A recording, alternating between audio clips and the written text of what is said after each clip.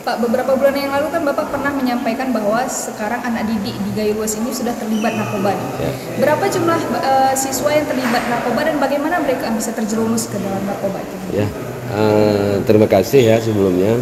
Saya Kepala Badan Narkotika Nasional Kabupaten Gayo Luas, terkait dengan apa yang dipertanyakan tadi, tentunya sesuai dengan data real yang ada bersama kita, di samping siswa dan siswi atau remaja kita terlibat penyalahgunaan narkoba, ada juga data yang mengatakan bahwa mereka terlibat jaringan. Jadi permasalahan kita untuk melakukan edukasi, tentunya di sekolah-sekolah ini sangat penting.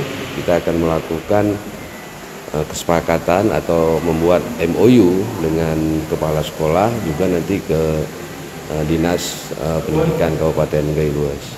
Untuk di Kabupaten Gayo Luas sendiri berapa Pak anak didik yang terlibat? Ya. Sebetulnya kalau kita lihat banyak, tapi data yang kita ambil itu data yang sudah kita lakukan tes urin di Klinik Pratama BNK Kabupaten Gayo Luas. Kalau dari angkanya itu 2024 itu ada 2, 2025 ada 3 orang. Artinya ya naik angkanya. Gitu. Saat kita temui dan kita bertanya kepada mereka tuh bagaimana mereka bisa sampai terjerumus gitu Pak? Ya, karena tingkat umur mungkin ya, karena tingkat umur mereka memang tingkat umur remaja ini sebagaimana kita ketahui mereka akan mengikuti tren-tren yang ada. Tapi kita berusaha bagaimana supaya yang mereka ikuti itu yang positif. Jadi disinilah kita sering melakukan sosialisasi baik ke sekolah atau kita membuat bintek teman sebaya. Jadi outputnya kita inginkan bahwa teman sebaya ini dia memiliki ketahanan daya tangkal dirinya untuk menolak peredaran gelap narkotika, dan dia bisa nanti memberikan edukasi kepada teman-teman sebayanya. Bagaimana kita ketahui bahwa anak-anak remaja itu dia sering curhat dengan teman sebayanya kalau dibanding sama guru atau orang tuanya. Jadi ini hal inilah yang perlu kita antisipasi bersama-sama, bagaimana seorang teman sebaya itu bisa memberi masukan positif kepada teman-temannya.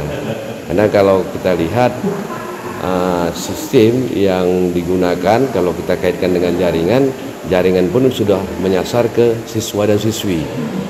Nah, jadi pertama mereka mungkin mencoba-coba, karena sudah sering mencoba jadi ketagihan, jadi timbullah rasa ketergantungan. Pada saat mereka sakau, mereka tidak memiliki uang untuk beli narkotika, misalnya sabu atau ganja, maka disinilah jaringan ini atau bandar ini memanfaatkan anak-anak didik ini untuk membawa narkobanya ke sistem penjualan lah, sudah sistem ekonomi. Jadi upahnya kadang-kadang mereka dikasih kalau 1-2 kali hisap itu bisa dari mereka, dari bandar maksud saya. Ini kan selain sosialisasi dan edukasi nih Pak, terus kan banyak kita lihat terlibat dan mereka sudah ketergantungan. Langkah konkret yang dilakukan BNNK untuk mengantisipasi ini lagi dan bagaimana nih Pak? Apa yang kita lakukan? Ya, tentunya seperti kemarin kita yang awal itu melakukan pemanggilan ya, koordinasi sama Dewan Guru atau kepala sekolah, kita tes urin. Begitu kita mengetahui dia positif, maka kita akan melakukan asesmen.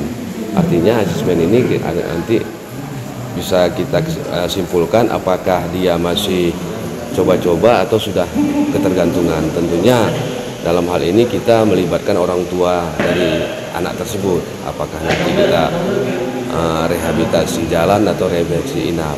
Jadi kemarin memang ada 1 orang juga kita rekomendasikan untuk rehabilitasi inap. Untuk siswa yang udah jadi mereka pengedar jatuhnya ya kan Pak, karena ada jaringan itu bagaimana tindakan apa yang kita lakukan kepada mereka agar mereka berhenti? Ya, tentunya kalau kita di BNN memang kita menghargai proses hukum seperti apa yang dikatakan Kepala BNN RI, bahwa di BNN itu kita dalam hal mensosialisasi bahaya narkoba ini secara humanis, tapi BNN itu tidak pernah kompromi dengan bandar narkoba. Terhadap anak-anak ini tentunya kalau misalnya dia atau keluarga atau kepala sekolah melapor ke kita secara sukarela, tentunya tidak akan kita pidanakan.